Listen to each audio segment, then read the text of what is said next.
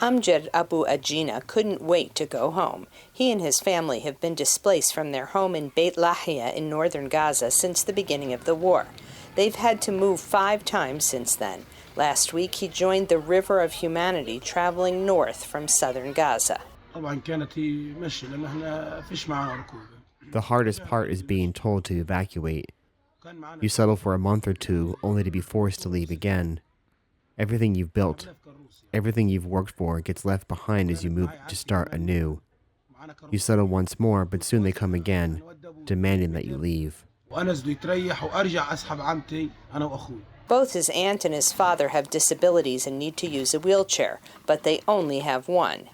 Abu Ajina used to work in Israel. Now he has no source of income, yet he says he was thrilled to be able to go home. We waited for the day we would return. We walked miles to reach Gaza, to North Gaza, but the situation is unbearably hard. He was hoping that his home had survived the Israeli onslaught. At first, I thought my house was fine, though it had some damage. By the end of the war, communication was completely cut off. I couldn't reach anyone, and soon there was no one left in the north.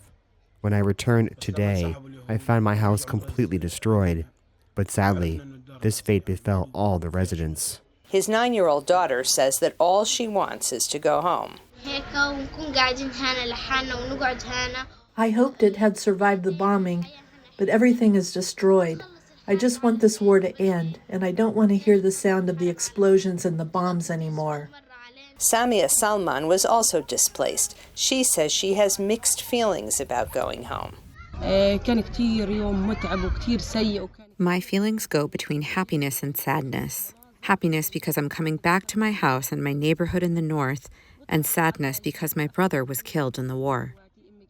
The Hamas-run health ministry says more than 60,000 Palestinians have been killed since the fighting began, sparked by the Hamas attack that killed 1,200 in Israel on October 7, 2023. All parties agree that the task of rebuilding Gaza will be huge. One Palestinian official said Gaza needs $6.5 billion in emergency funding just to provide temporary housing for the almost 2 million displaced. Rebuilding Gaza could take years, if not decades. Linda Gradstein, VOA News, Jerusalem.